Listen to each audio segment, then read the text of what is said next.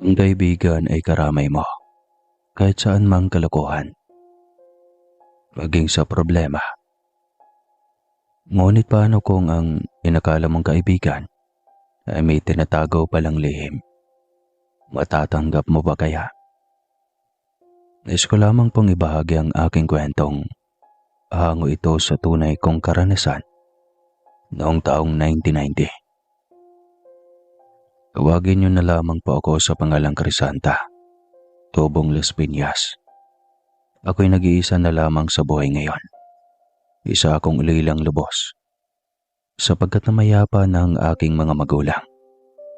Nag-iisang anak lamang ako, kung kaya't wala akong kapatid. Kaya naman nagsisikap akong buhayin ang sarili ko. Hindi na rin ako nakapag-aral at wala akong kilalang kamag-anak ng aking mga magulang. Ang trabaho ko po pala ay isang tindera sa karinderya. At sa gabi naman, ay nagtutungo ako sa parokya upang doon magtinda ng mga kakanin. Dahil ho sa mga panahong iyon, uso po ang simbang gabi tuwing gabi. Kaya naman marami ang taong naroroon. At pagsapit ng 12:00, ay doon pa lamang kami magsisiuwian. Pero sa kabutiang palad, ay mayroon akong nakilalang isang mabuting kaibigan. Itago niyo na lamang po ito sa ngalang Ana. Ito yung kaibigan na gugustuhin ng lahat dahil malaki ang naitutulong nito sa akin. Hoy Crisanta, mukhang na Oktubre ka yata. Hindi ka pa siguro kumakain simula kanina ano? Tanong ng aking matalik na kaibigang si Ana. Hindi naman sa ganun. Gutom lang talaga. Biruin mo ang daming tao kanina sa karinderya. Kaya sobrang napagod ako ngayong araw. Pati pagkain ko nakalimutan ko na. Tugon ko naman. Yan kasi, sinabi ko na nga sa iyong magpaampon ka na lang sa mga mayayaman. Baka sakaling magbago ang buhay mo. Malay mo naman, di ba? Uwi ka nito. Loko, mas gusto kong mag-isa kaysa naman makasama ang hindi ko naman kamag-anak. Tsaka okay lang ako no, ayos na ako sa buhay ko. Ani ko rito. Napailing na lang ito. Ramdam ko ang awang nito sa akin. Hindi ko pa pala naikukwento sa inyo ang aking kaibigan. Si Ana ay tayo lamang sa aming lugar noon. Tulad ko ay isang ulilang lubos na rin daw umano ito. Buti na lamang ay nakatakas siya at humingin na lamang daw ito ng tulong upang makaalis sa lugar. Kaya naman dito na siya napadpad. Ngunit kasabay nun, ang maraming pagbabago sa aming lugar. Pagsapit ng 12:00 ay kanya-kanya na kaming ligpit kasabay ng uwian ng mga taong nagsimba. Marami pa rin mga tao ang nagsisibili para sa pasalubong nila sa mahal nila sa buhay. Hoy Crisanta, bukas, pahinga ka naman. Tignan mo ang itsura mo oh. Masyado ka ng haggard. Paano kanyan magkaka-love life kung hindi mo maayos ang sarili mo? Nag-aalalang sabi nito na natatawa pa. Nako, hindi ko kailangan ng lalaki sa buhay ko. Masaya akong mag-isa. Tsaka sa panahon ngayon, wala nang lalaking matino. Tsaka halos lahat ay adik. Pari na lang talagang matitino ngayon. Ngiting turan ko. Kaite, grabe ka naman. Hindi naman siguro lahat ay ganon. Siguro nung past life mo matandang dalaga ka ano. Kaya siguro ngayong henerasyon mo matandang dalaga ka uli. Abay, ibahin mo na ang desisyon mo sa buhay. Sayang ang matres mo te. Kung hindi mo naman magagamit. Kung gusto mo idinot mo na lang sa nangangailangan ng matres. Ngiting uwi ka nito. Habang tinutulungan akong maglikpit. Loka, hindi ko naman sinasabing magiging matandang dalaga na ako no. Siyempre, gusto ko ng pamilya. Ang akin lang gusto ko munang mag-isa dahil hindi pa ako handa para sa ganong bagay. Focus muna ako sa sarili ko tsaka bata pa naman ako no. Hindi naman siguro mauubos sa mga lalaking single katulad ng mga nakikinig ngayon. Di, joke lang. Ayoko kasing magmadali baka kasi sa bandang uli, pagsisisihan ko. Alam mo naman sa panahon ngayon, wala nang lalaking seryoso. Ani ko dito habang patuloy lang sa pagtabi ng mga gamit. Umawa na lang ang kaibigan ko at nagpatuloy na rin itong nagayos ng kanyang gamit. Nang matapos kami ay agad kaming sumakay sa habal-habal at pagbaba namin ay nagpaalam na kami sa isa't isa na bukas naman kami magkikita. Sa totoo lang ay gusto ko sa iisang bahay na lamang kami titira dahil hindi lang kaibigan ang turing ko rito, kundi parang kapatid ko na rin. Ayaw naman ito sapagkat makakabigat lamang raw umano ito sa akin. Ewan ko ba, ang gaan-gaan ang pagkaramdam ko dito. Para sa akin ay parang kapatid ko na ito, lalo na sa tuwing kami ay magkasama. Siguro ay dahil sa matagal ko na itong nakasama. Nang ako'y nasa loob na, kinandado ko ng mabuti ang pinto at bintana. Hindi ko rin nakakalimutang maglagay ng bawang at asin sa pintuan at bintana namin. Dahil usap-usapan dito sa aming lugar na may gumagalang aswang pagsapit ng madaling araw. Kung kaya't nagdodobli ingat ako, lalo na dahil mag-isa lamang ako. Madalas din kasi akong nakakarinig ng mga ingay sa labas ng aking bakuran. Nang matapos akong maligo ay agad na akong humiga. Pero bago ako matulog ay nagdasal ako. Habang masarap ang tulog ko, nang bigla na lamang akong nakarinig ng ingay sa labas ng aming bakuran. Didig ko na rin ang alulong na mga aso. Kaya naman unti-unti akong nakakaramdam ng takot. Dahil sa palakas ng palakas ang kaluskos noon. Kaya naman unti-unti akong bumangon upang silipin ang kaluskos na nanggagaling roon. Tumungo ako sa bintana upang silipin sa maliit na sewang. Nanlaki ang aking mga mata dahil sa aking nakita. Halos balutin ako ng matinding pagkasindak. Mula sa maliit na sewang, tunaw ko mula sa bakuran ng isang malaki at maitim na nilalang. Mapupula ang mga mata nito habang may nilalantakan. Hindi ko mawari kung karne ba iyon ng kung anong hayop. Halos bumaliktad ang sikmura ko nang makita ang paraan ng pagkain nito. Dahil dito, munti ka na akong masuka. Mabilis akong lumayo roon at pilit kong pinapakalma ang aking sarili. Pagkatapos ay dahan-dahan akong muling lumapit sa maliit na sewang. Pagsilip kong muli ay wala na ang nilalang roon at nawala na rin ang mga alulong na mga aso. Lord, gabayan niyo po ako. Hindi ko po alam kung ano ang gagawin ko ngayong gabi, lalo na't ako lamang mag-isa sa bahay. Sambit ko sa aking sarili habang nagpapakalma. Dahil hindi ko pa rin lubos na maisip na masasaksihan ko ang hindi ko inakalang totoo. Nang gabing iyon ay halos hindi ako makatulog dahil sa mga nangyaring iyon. Kinabukasan ay maaga akong nagising. Muli ko na namang inalala ang nangyari kagabi at punong-puno ako ng katanungan kung totoo ba iyon o hindi. Kaya naman mabilis akong lumabas ng aking silid at tumungo sa labas ng bakuran upang tignan kung may mga bakas ba roon. Hindi nga ako nagkamali dahil may mga ebidensyang naiwan roon. Mula sa damo ay may napansin akong likido na nagkalat mismo roon at may mga buhok na animoy sa tao.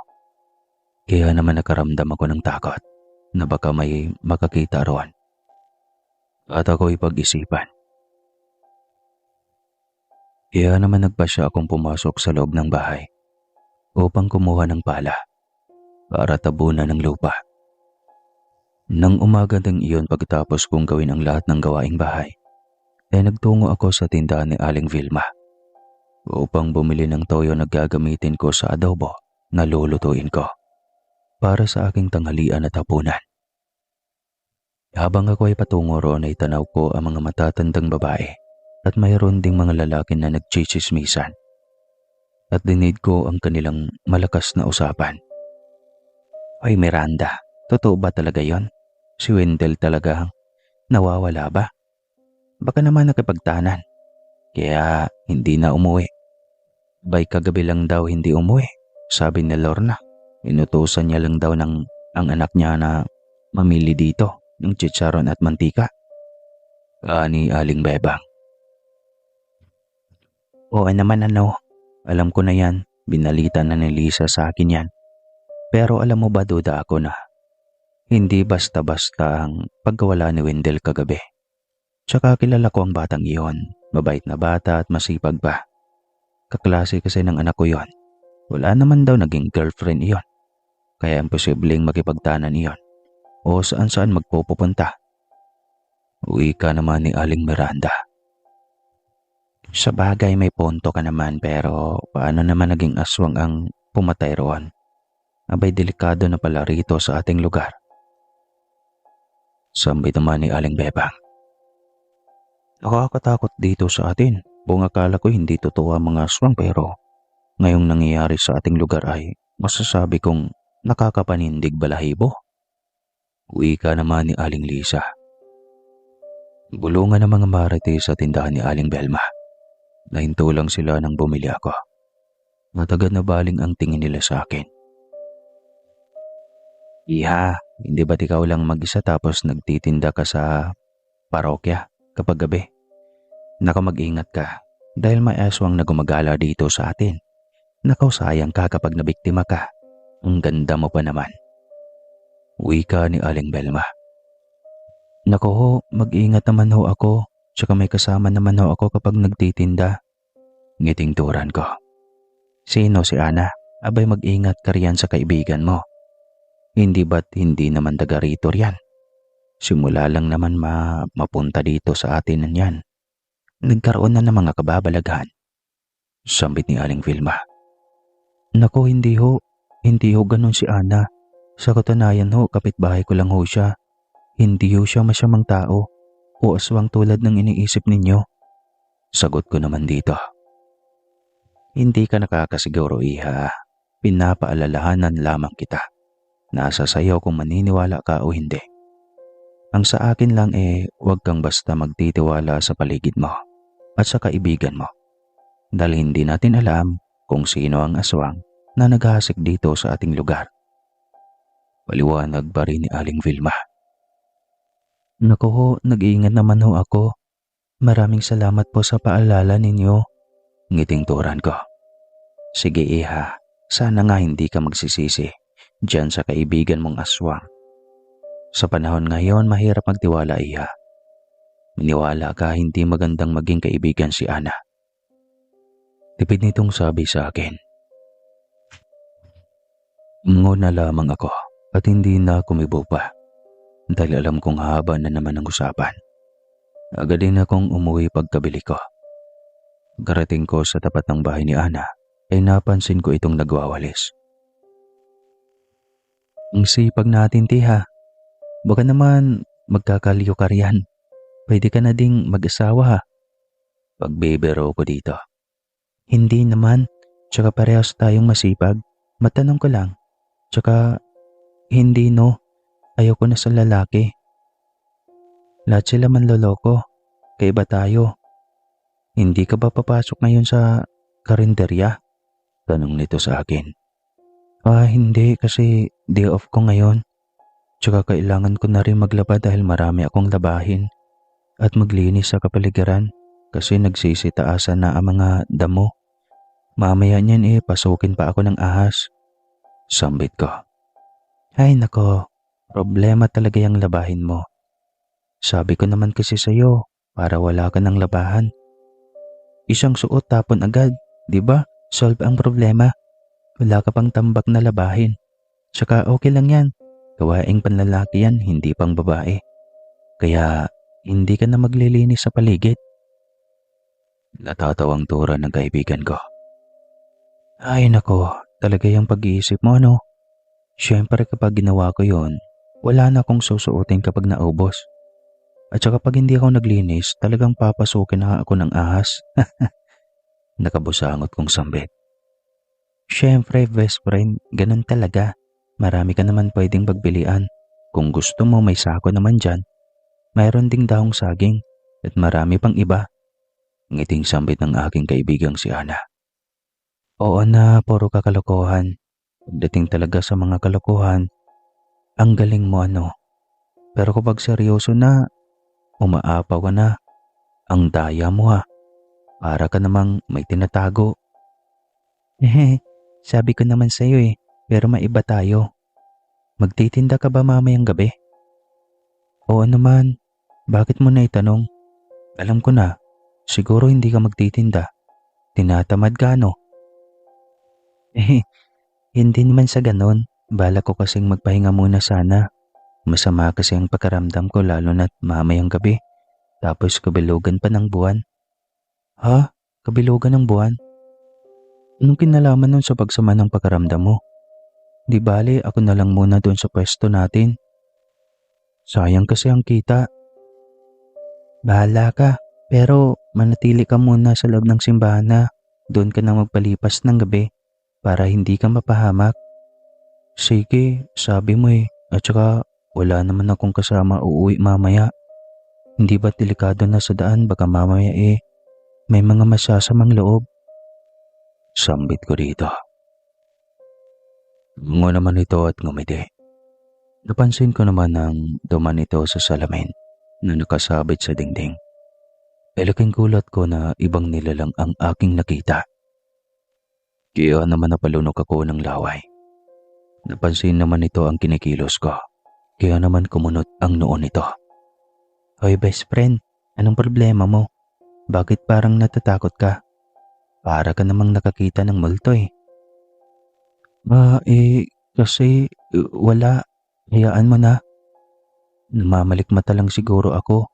Baka dala ito ng antok ko. O paano? Uwi na ako. Ayusin ko pa kasi yung mga paninda.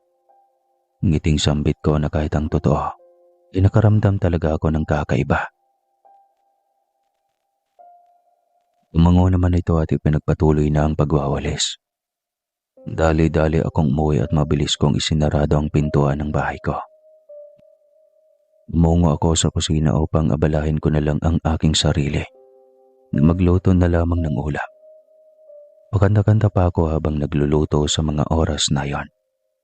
Mga ilang minuto nang matapos akong magluto at isinalin ko na ito sa lagayan. Pagkatapos ay naganda na ako ng aking makakain. Bago ako kumain ay nagdasal muna ako. Pagkatapos kong magdasal ay inamoy ko ang niluto kong adobo. Pangiti naman ako nang malanghap ko ang napakasarap at mabangong ulam ko. Ang bango, Lord, thank you muli. Muli na naman akong nakakain ng masarap. Sana palaging ganito. Sayang nga, Lord, wala na akong mahal sa buhay. Ngiting turan ko bago kumain. Hindi ko naman nakalain na naparami ako ng kain ko. Nung matapos ako ay halos nakaramdam na ako ng antok. Kaya naman hinugasan ko na ang aking panagkainan. Nang sa ganun ay makatulog pa ako. Para kapag ako'y nagtinda ay hindi ako antukin. 4:00 na ng sapit ng hapon nang ako'y nagising. Hindi ko kasi namalayan na napasarap ang tulog ko. Mabilis akong bumangon at naligo. Nang ako'y matapos ay agad din akong nagbihis. Pagkatapos ay isa-isa ko nang isinilansan ang mga paninda ko. Nang sa ganon ay makaalis ako agad. Dahil malapit na ring maggabi, naghapunan muna ako bago tumungo roon. Nang makarating ako roon sa parokya, marami na rin mga tao ang nagsisidatingan. Ang mga tindera ay naroroon na rin. Pagkapwesto ko pa lang ay mandabi kaagad ang bumili. Kaya naman wala pang ilang minuto ay kaunti na lang. Pagtingin ko sa orasan ay pasado 8:00 pa lamang ng gabi. Malapit na ring matapos ang mesa. Aminin ko sa mga sandaling iyon ay talagang nababagot ako. Dahil wala man lang ako makakwentuhan doon. Samantalang ang mga kalapit kong tendera roon ay sige tsismisan. Kaya hindi ko maiwasang mainggit. Ay nakakainggit, may katsismisan sila. Samantalang ako heto, nag-iisa, walang kasama. Sambit ko sa aking sarili. Habang nakasalong baba at nakatingin sa kalangitan. Chismisan lang palang hanap mo. Sayang, akala ko kaibigan. Uwi ka naman ng kung sino na akin namang ikinagulat. Ay, tok neneng. Nanggugulat ka naman kuya eh. Nakita mong kinakausap ko yung sarili ko ha. Indis ko habang hawak ko ang dibdib ko na animoy inatake sa puso. Pasensya ka na Miss Ganda. Kanina pa kasi ako nagsasalita. Hindi ka naman nakikinig. Mukhang ang lalim ng iniisip natin dyan ah. Natatawang sambit nito. Miss Ganda ka dyan. Ano ka ba? Bibili ka ba o magkikipagchismisan? Kasi kung hindi makakaalis ka na. Pagsusungit ko rito. Ang sungit mo naman, sayang. Ang ganda mo pa naman. Pabili nga ako ng kakanin mo. Magkano to? Mukhang masarap ah. Ngiting wika nito. 5 pesos lang ang isa niyan. Yang parihaba naman ay 7 pesos. Sabi ko naman habang hindi pa rin ito tinatapunan ng tingin. O sige, pabili ako ng mga 20. Yung isa at yung isa naman ay 50. Tsaka miss, kanino pa kita kausap bakit hindi ka tumitingin sa akin? Pag-uusisa nito sa akin. Ang dami mo namang putol nito sa sasabihin ko. Sabi ko nga, sige na, plastic mo na. Para matapos ka na riyan. Siya nga pala, huwag ka sanang magalit kung ako'y magtatanong Miss Ganda. Nag-aalanganing tura nito. Ano iyon? Sige, itanong mo na, wala akong oras. Nagsusungit ko naman dito. Kasi madalas kong nakikita na may kasama ka. Kapatid mo ba yon? Pero sa tingin ko hindi kasi malayo ang itsura niyo sa isa't isa. Maganda naman siya kaso mas maganda at sexy ka. Ngiting tura nito. Loko, balerong babaero, wag ako. Iba na lang ito. Sambit ko.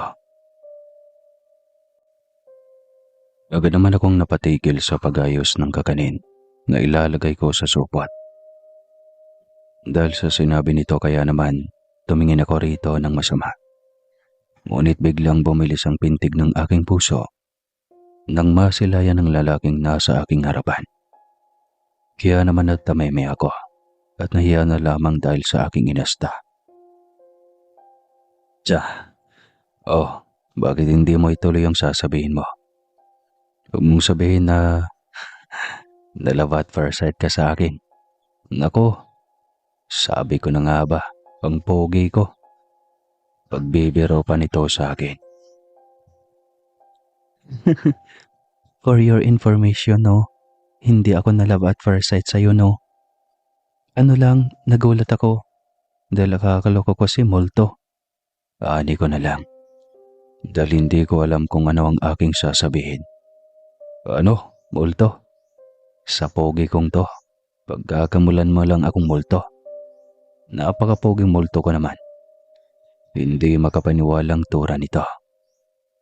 Yabang, ito, yung kakanin mo. Akin na yung bayad. Sambit ko dito. At inilahad ko ang aking kamay. Natawa naman ito at hindi makapaniwala sa mga ipinapakita ko sa kanya. Ibinigay naman ito ang bayad. Ibilis ko itong hinabliot at pinaalis ito, ngunit hindi naman ito umalis. Tapos na rin ang misa. Nagsisiuwian na rin ang mga tao. At isa-isa nang nagsisibilihan hanggang sa naubos na rin. Pagdatingin ko sa aking orasan ay pasado 10:00 na ng gabi. Bala ko na rin kasing umuwi dahil lumalalim na ang gabi. Habang inililigpit ko ang ginagamit kong pantinda, ay nagulat naman ako nang bigla namang may kumausap sa akin. Hindi ko naman nakalaing ito yung lalaking kinakainisan ko. Ang sipag mo naman, saan ka uwi niyan, miss? Ngiting tanong nito sa akin. Wala ka nang pake kung saan ako uuwi, tsaka pwede ba, umalis ka na? Kakasira ka ng araw. Inis na tauran ko. Sakit naman noon. Pero miss, itatama ko lang ha. Hindi araw ngayon kundi gabi na. Tsaka huwag naman akong sungitan. Sika. Ang sabi kasi ng mga matatanda, ang babaeng suplata ay maagang tumatanda. Ngiting tura nito. Di ikaw na. Pasensya naman. Ay basta. Parehos lang iyon. Mapaumaga ay gabi. Ganon din sinisara mo ang gabi ko. Oh, yun na. Tama na no. Sige na, alis na. Inis na sambit ko dito na siya namang ikinatawa nito ng paghak. Grabe ka naman, sige na. Huwag mo naman akong supladahan. Gusto ko lang naman makipagkaibigan sa'yo. Madalas kasi kita kung makita rito. Giting sambit nito sa akin. Napangiti na rin ako sa kakulitan ng lalaking iyan. Kaya naman wala akong magawa, kundi ang pabayaan siya. Nakipagkwentuhan sa akin ito at tinulungan na rin ako nitong magligpit. Kaya naman agad rin akong natapos. Nakalimutan ko naman ang bili ng kaibigan kong si Ana na wag akong uuwi. Magkasabay kaming naglakad pa uwi. Habang kami naglalakad, tuloy pa rin ang aming kwentuhan. Malalim na ang gabi noon dahil pasado 11:00 na ng hating gabi. Nang kami ay pauwi. Napag-alaman ko kasing malapit lang ito sa bahay ko. Walang katao-tao noon. Madilim ang paligid dahil nakapatay ang ilaw ng mga kabahayan. Ang tanging liwanag lang ay ang nanggagaling lamang sa poste at sa liwanag na nagmumula sa bilog na buwan. Unti-unti na akong nakaramdam ng kilabot at nagsisitaasan na rin ang balahibo ko sa hindi ko malamang dahilan. Palingalinga naman ako nang mapansin ito ng lalaking kasama ko. May problema ba? Bakit kabado ka? Gusto mo ako na naman dyan? Bulong nito. Hindi na. Ano lang kasi? Ano kasi?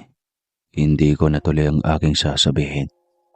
Nang bigla na lamang akong nagulantang at unti-unting napatras ng may nilalang na humarang mula sa aming dinaraanan.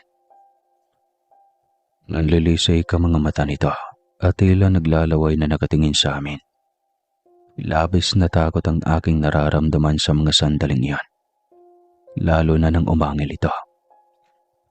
Kapag sinabi kong takbo, takbo ha, bulong nito sa akin. Habang ang tingin nito ay nasa nilalang na naroon sa aming harapan.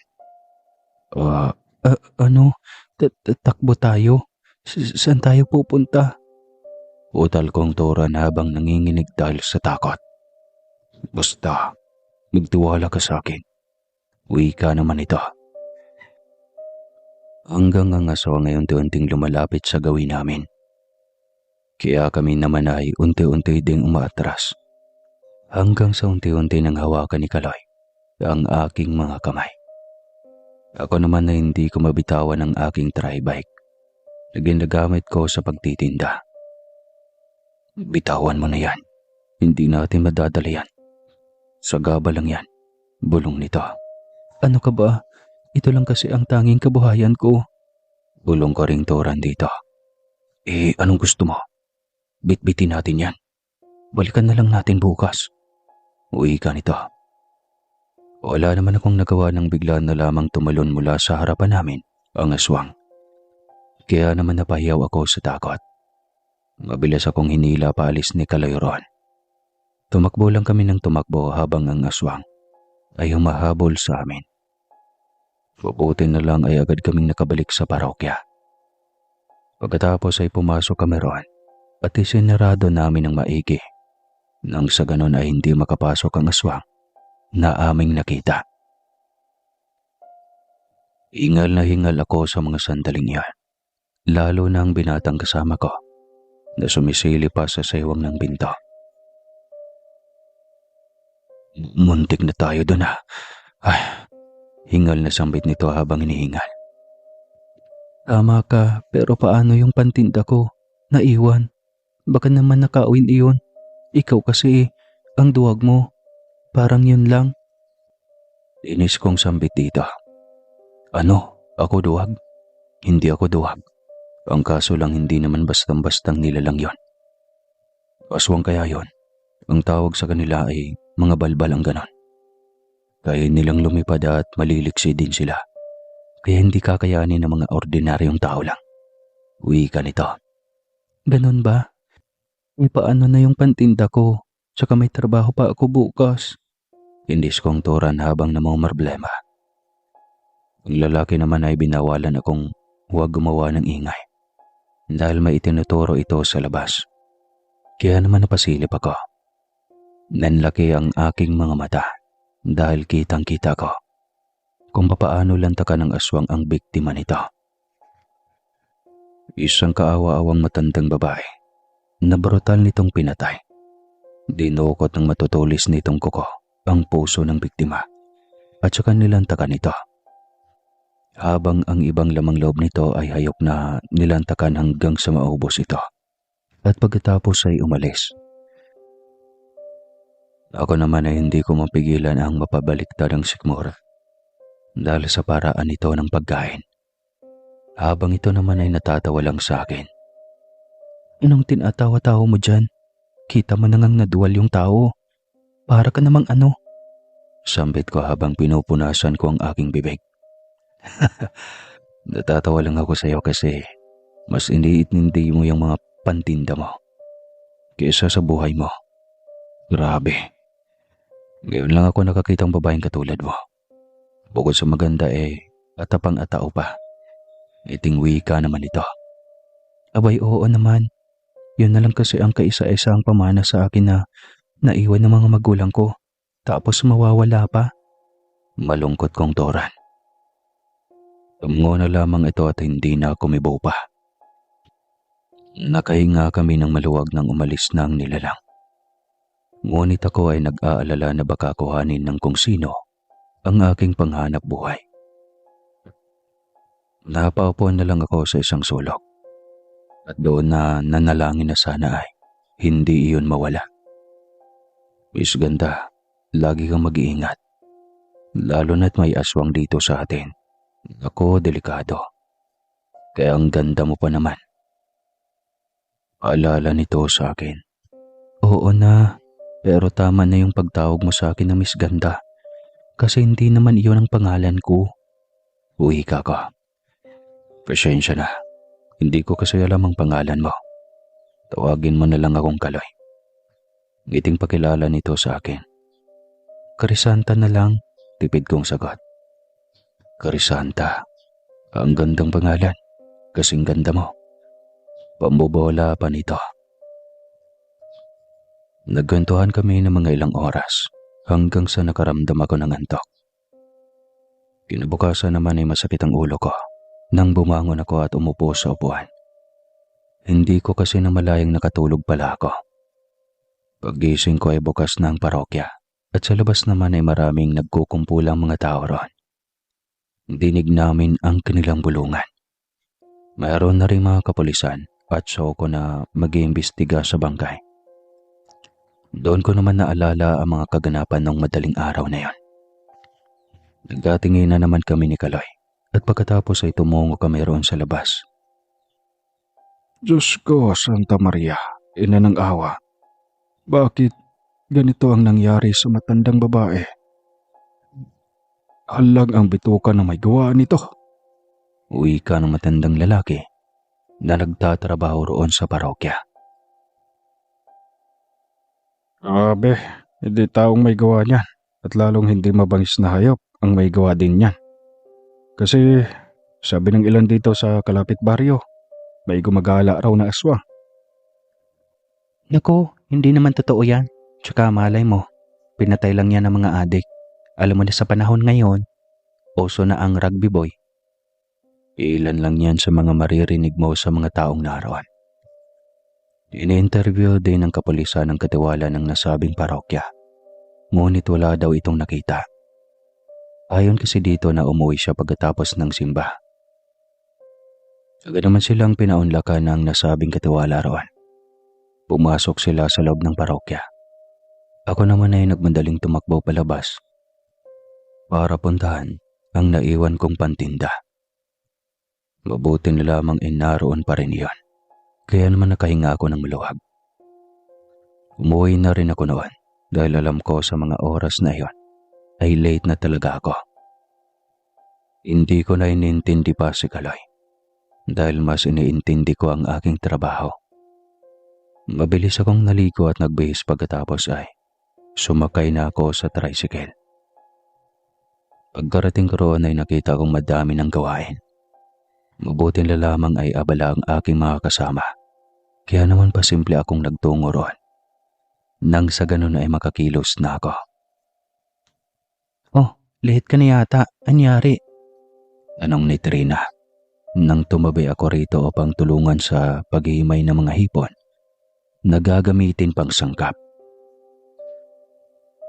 May nangyari lang. Tipid ko na lang nasagot. Hindi ko na lang sinabi ang totoo dahil alam kong hindi ito maniniwala. Habang kami ay abala, dumating doon sa karinderya ang matandang ali na nagwe-wedding. Ibinalita nito ang kaganapan kagabi. Ang sabi nito, kitang-kita raw umano nito ang lahat ng nangyari at kung papaano nakapambiktima ang nilalang. Iha, hindi ba't ikaw ang hinahabol kagabi ng aswang? Tsaka may kasama kang lalaki, hindi ba? Mabuti at nakaligtas kayo. Ang kaso lang, may nabiktima nga lang ang aswang. Si Nora. Yung nagtitinda rin sa parokya paggabi, yung matanda. Pagkukwento nito. Nakatingin naman sa akin ang mga kasama ko. At may pagtatanong ang mga mata ng mga ito nang tumingin silang lahat sa akin. Hala, totoo ba? Mabuti at nakataakas ka. At sino pala yung lalaking sinasabi ni Aling Pasita? Totoo ba? Sino yon? Boyfriend mo, no? Tanong ni Trina habang nakangiti. Loko, hindi no. Pwede bang nakasabay ko lang? Tsaka kagabi ko lang nakilala yon. Natatawang ani ko.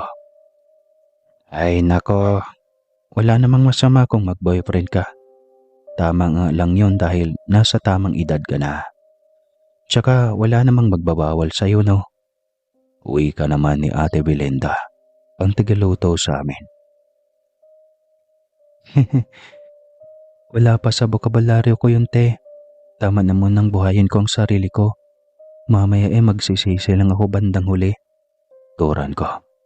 Ikaw ang bahala. Pero Aling Pasita, paano nyo nasabing nasaksihan nyo ang lahat? Tsaka totoo kaya yung napanood natin sa balita? Trina, dyan sa harap ng mismong parokya, nangyari ang krimen, kitang-kita raw. Uwi ka naman ni Ate Bete, ang tigahugas naman ng pinggan. Ay, totoo. Totoo ang mga napanood nyo sa balita. Ang totoo niyan, ako sana ang bibiktimahin ng aswang na iyon. Siguro, narinig yang si Crisanta at saka yung kasama niya, kaya sila hinabol. Ang nasa isip siguro ng aswang, mas mabubusog siya kung dalawa ang hapunan. Mabuti na lang nakataka sila. Ang kaso, natsyempohan naman niya si Nora. Nakakaawa dahil brutal na pinatay ng aswang. Pagkukwento nito. Ang mga kasama ko naman ay natakot at maging ako ay ganon din. Kaya naman naisip kong hindi muna magtinda sa gabi para sa aking kaligtasan. Bala ko rin kasing sabihin kay Anang nangyari sa akin. Nang sa ganon ay balaan ito na huwag maglalabas pagsapit ng gabi. Nang umalis na si Aling Pasita ay ako naman ang binalinga ng mga kasama ko.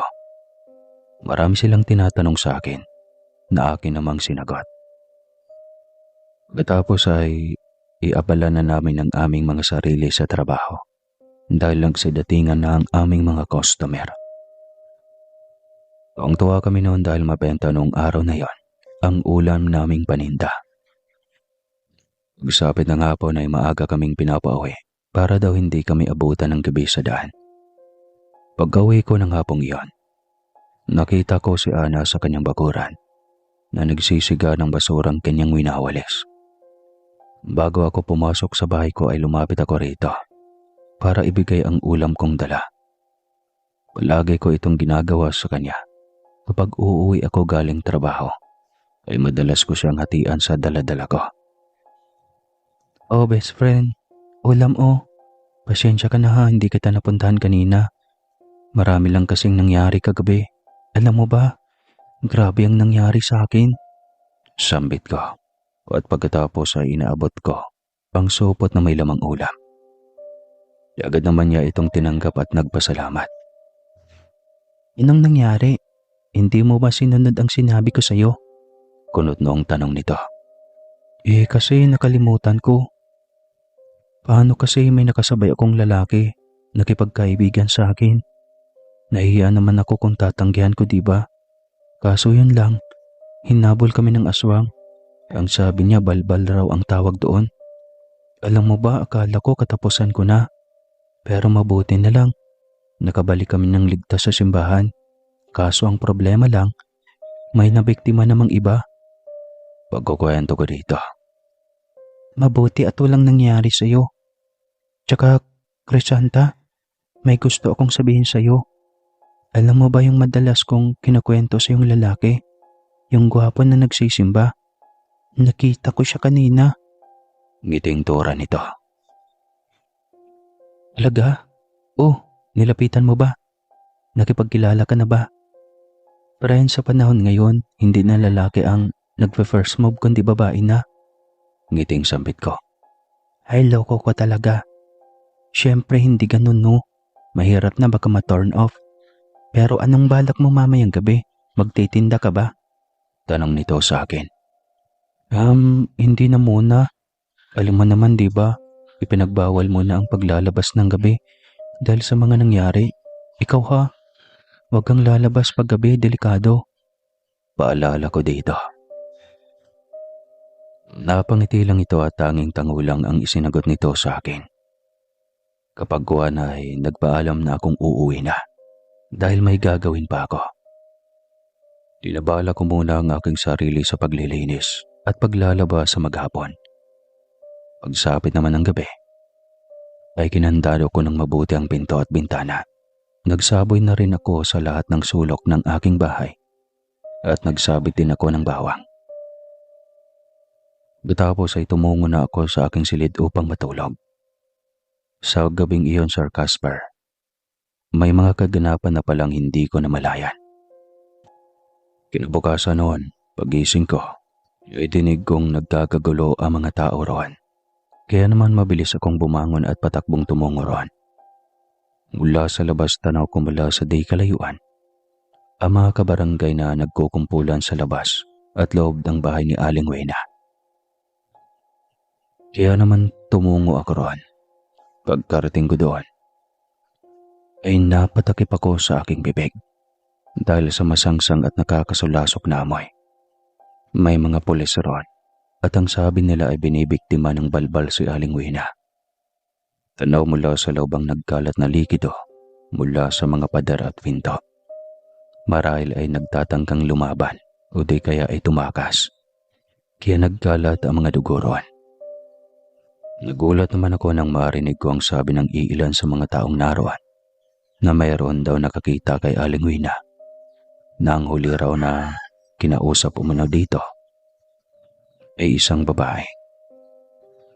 At sinasabi nila na si Ana raw ang babaeng tinutukoy nila. Sinasabi ko na nga bang isang aswang ang babaeng iyon.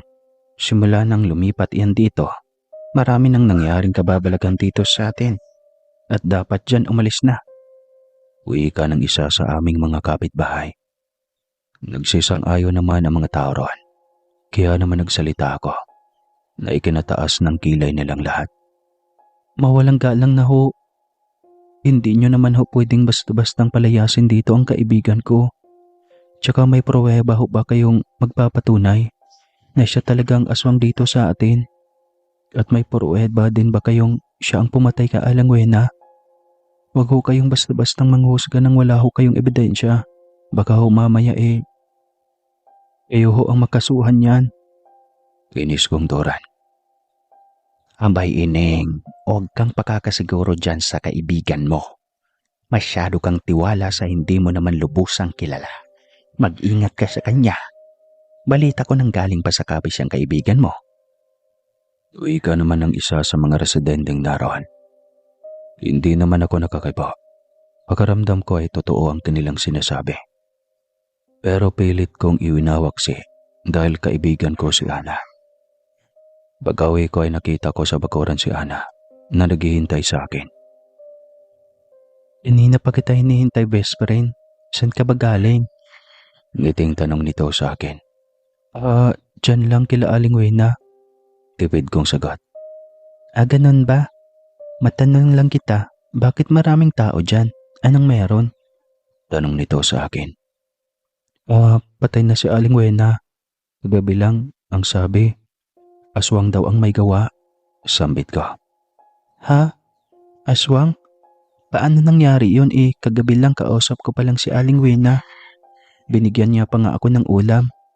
Kapag tanggap ko nga ng ulam, binilinan ko pang iwagsarado siya ng maayos at magsaboy ng asin at bawang sa paligid. Uy ka naman ito.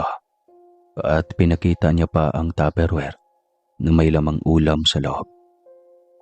Dahil dito ay nakahinga ako ng maluwag dahil sa sinabi niya na patunay na hindi totoo ang ibinebentang sa kanya. Basta best friend, mag-iingat ka ha. Ikaw lang din mag-isa dito. Kung gusto mo, doon ka muna sa bahay ko. Nang sa ganun ay may kasama ka at ganun din ako. Ngiting turan ko. Nako, hindi, okay lang. Tsaka alam mo naman siguro ang pangontra sa mga aswang, hindi ba? Kaya mo na yan. Dapat nga ikaw ang mag-ingat. Ngiting sambit ito. Nag-iingat naman ako, no? Pinapaalalahanan lang din kita. Ngiting sambit ko dito. Pagsapit ng gabi ay muli na naman akong naalarma nang may marinig akong kaluskos mula sa labas ng aking bakuran. Kaya naman muli akong sumilip doon at nakita ko ang isang babaeng nakatalikod. Buhaghag ang buhok nito. Tila may kinakain itong hindi ko mawari kung anong klaseng hayop. Nagdasal ako sa mga sandaling iyon at umalis ako roon. Lumabas ako ng aking silid at muli na naman akong nagsaboy ng asin sa buong bahay. At naglagay na rin ako ng walis tingting at binalikta dito. Tiniyak ko ring nakakandadong mabuti ang pinto at bintana bago ako muling tumungo sa aking silid upang matulog. Isang araw na naman noon. Hindi ko nakitang lumabas ng bahay ang kaibigan kong si Ana. Ang nasa isip ko noon ay wala ito at baka may pinuntahan. Umabot ng 2 araw, 3 araw at sa loob ng 1 linggo, hindi ko napansing lumabas si Ana. Kami naman ni Kaloy ay madalas na magkita. Gusto ko sanang ipakilala si Kaloy sa kaibigan ko. Kaso ay hindi ko pa siya nakikita. Marami na rin kasing umuugong na bulungan sa aming lugar na mayroon daw nakakita kay Ana sa kakahuyan noong nakarang gabi. Ang sabi ay aswang daw ang kaibigan ko. Pero para sa akin na hindi ako naniniwala sa sabi-sabi. Isang umaga noon, dumating sa bahay ko si Kaloy upang manligaw.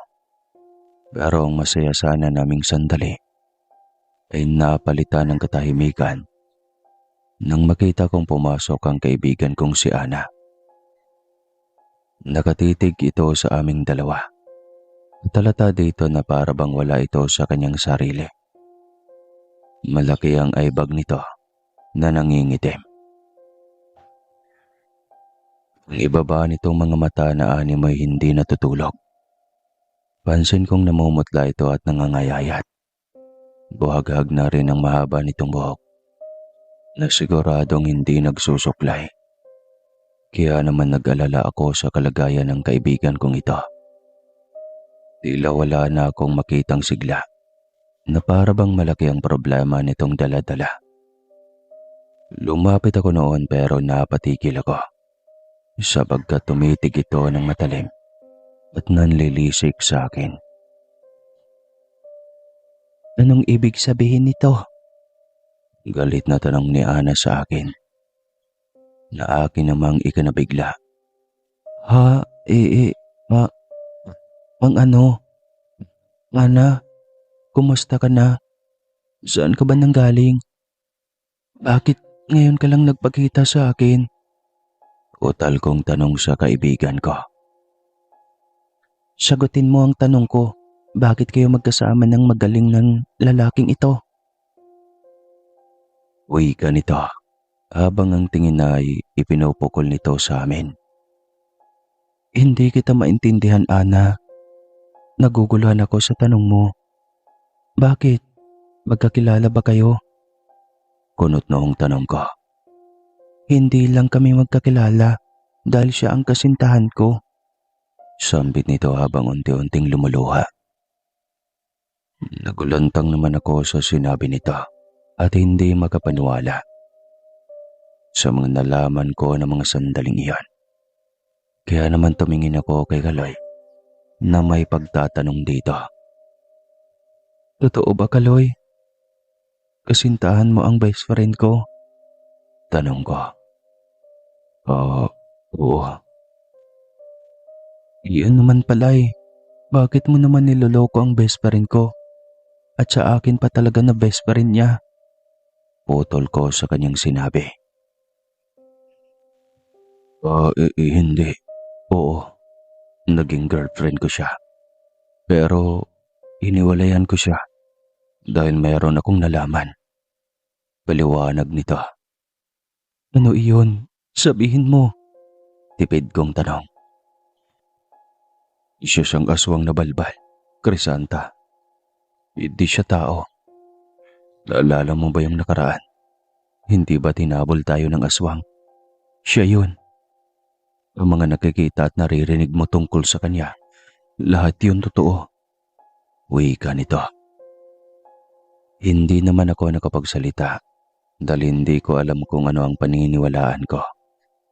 Kaya naman napatingin ako sa kaibigan ko na noon ay nakatingin sa amin ng matalim na may gusto kaming patayin. Bes, pwede ba sa huling pagkakataon? Totoo ba ang sinasabi nila tungkol sa iyo? Lumuluhang toran ko. Yeah. At sa wakas, natauhan ka na rin. Buong akala ko ay malilin lang kita. Pero huli na ang lahat, mahal kong kaibigan.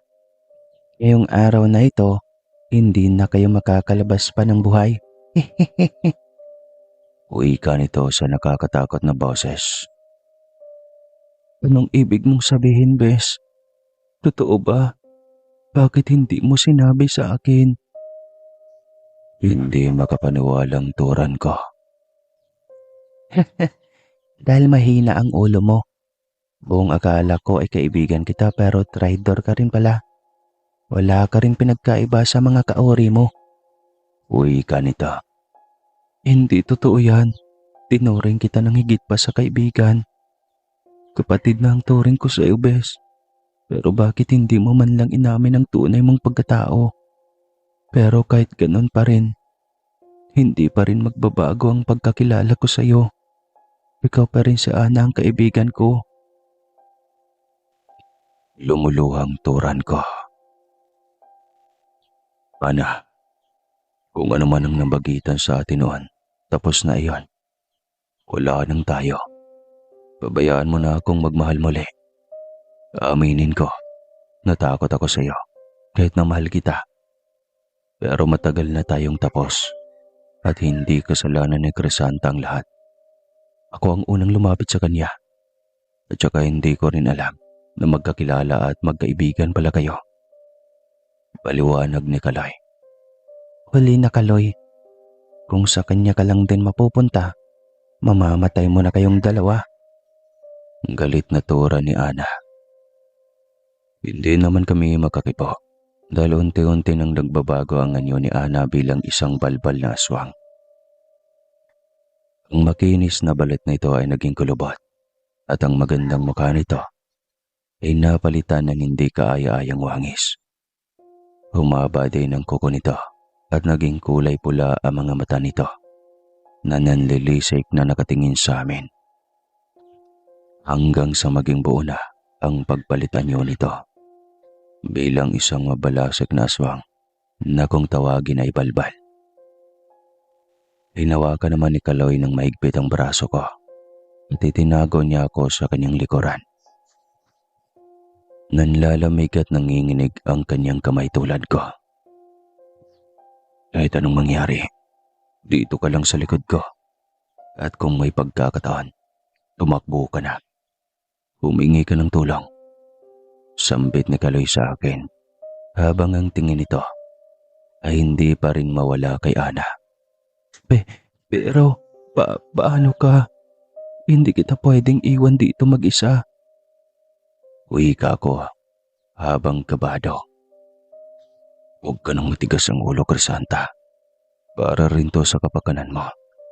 Kahit anong mangyari, ito ang tandaan mo. Mahal kita.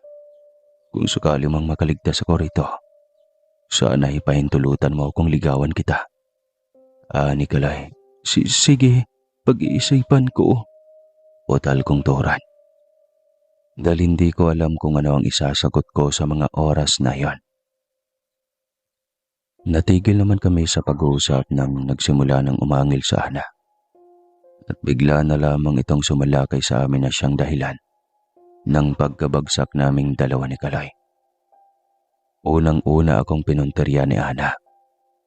Napapahiyaw na lang ako sa matinding sakit nang kalmutin ako nito sa braso, mukha, at sa iba pang bahagi ng aking katawan. Mang-aagaw ka. Hindi ka tunay na kaibigan. Buong akala ko, naiiba ka sa kanila. Hindi pala. Ang dapat sa'yo ay mamatay. Galit na tura ni Ana. Ano bang pinagsasabi mo? Hirap kong sagot.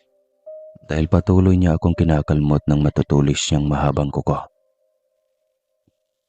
Ramdam ko ang paglabas ng mga laman ko sa aking balat dahil sa mga natamo ko. Mabuti na lang ay bigla na lamang itong tumilapon nang makita ko si Kaloy na may hawak na asin at sinabuyan ito. Napahiyaw ito sa matinding sakit, kaya naman sinmantala namin upang makaalis roon. Kahit masakit ang aming mga katawan, ay nagpatuloy kaming tumakas upang makaligtas. Pero tila hindi sang-ayon ng tadhana, sapagkat mula sa harap ng aming daraanan ay naroroon na si Ana. Nakangisi ito. Matalim itong nakatitig sa amin. Saan kayo pupunta? Ang akala ba ninyo ay makakatakas kayo? Hinding-hindi na kayo makakatakas pa. Galit na tura nito. Tama na, Ana. Kaibigan kita. Kung gusto mo siya, sa'yo na siya. Please, tama na to. Kakalimutan ko ang lahat ng ito. Basta tumigil ka na. Ayaw kong ipagpalit ang matagal nating pagkakaibigan. Ngungumbinsi ko dito. Huli na ang lahat, Crisanta. Tulad ka rin nila. Galit nitong turan sa kanyang balbal. Nabigla naman kami nang mawala ito sa aming harapan at nanindig ang aking balahibo nang maramdaman kong nasa likuran na namin ito. Hanggang sa naramdaman ko na lang ang hapdi mula sa aking likuran dahil sa isang kalmot na iginawad nito sa akin. Ganon din si Kaloy. Napahiyaw na lamang ako muli dahil sa sakit. Hanggang sa unti-unti na akong nanghihina. Pansin ko naman si Kaloy na may dinadampot na malaking kahoy.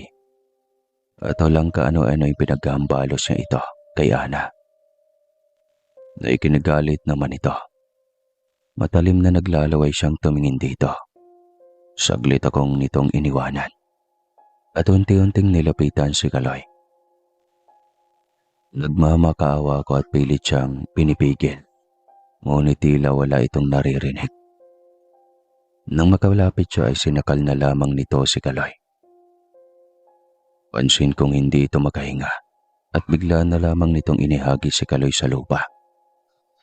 Kita ko kung paano ito nasaktan na ikinadurog ng aking puso. Muli na naman itong nilapitan ni Ana at kinalmot. Nanlaki ang aking mga mata nang ibao ni Ana ang matutulis niyang kuko sa tiyan ni Kaloy. Umagos mula doon ang dugo at napapahiyaw si Kaloy nang dahil doon. Kaya naman nagporsige akong tumayo. Nang makatayo ako ay naghanap ako ng matulis na bagay na maaari kong ipanlaban sa kanya.